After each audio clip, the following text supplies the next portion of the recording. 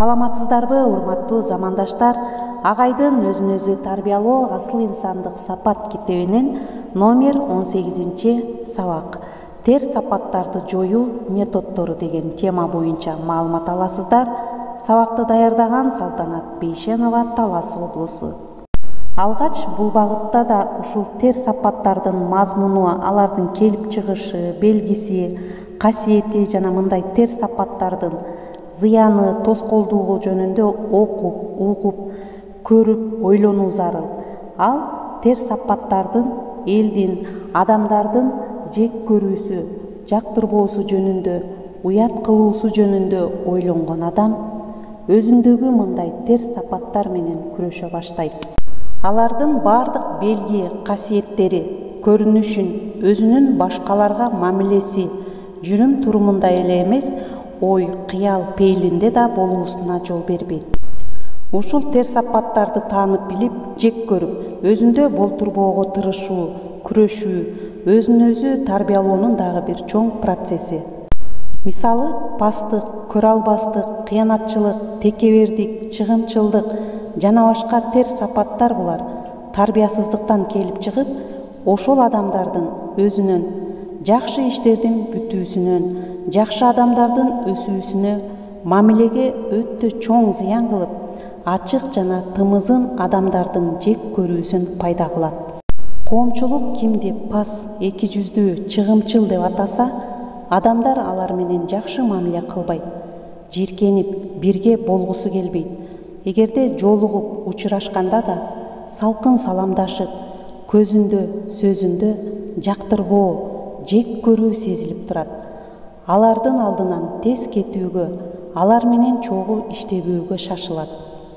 Кээде бетине, кээде артынан жек көрүп, шылдыңдап маскара кылышат.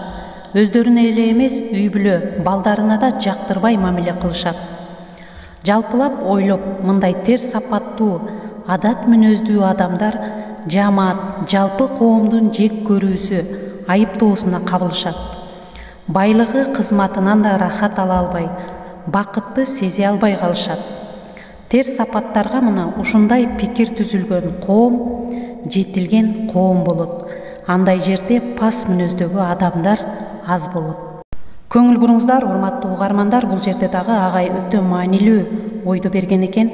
Чындыгында эчен деген асыл инсандар, улуу иштер мына ошондой пас, ыплас, көрө албас адамдардын айынан зыян тартып, ал эле эмес, аймак, эл, мамлекеттин өнүгүүсүн токтотуп, оор кризистик абалга алып келип коюшат. Адамдардагы терс сапаттардын мазмунун, зыянын түшүнгөн адамдар, эгерде анда бир аз ыйманы болсо, тез бул сапаттарды жоюуга киришет. Башкача айтканда, өзүндөгү кемчилик, жаман адат мүнөздөрү менен күрөшүп, өзүн өзү тарбиялап өстүрө баштайт.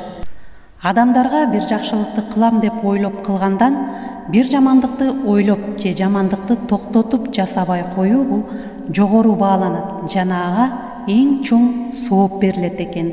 Демек, урматтуу угармандар, ай сайын, күн сайын өзүбүздөгү терс сапат адаттарды жоюп, кыскартып туруунун өзү дагы зыяндуу жаман иштерди жасабоого барабар экен.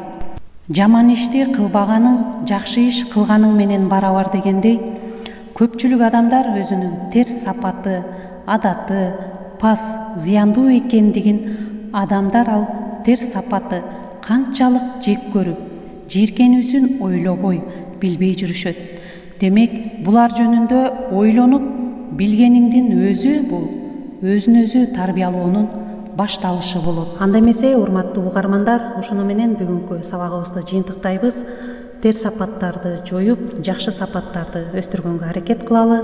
Кийинки сабакта сиздер өзүн өзү тарбиялоодо жакшы сапаттарды өстүрүп, терс сапаттарды жоюу тууралуу маалымат аласыздар.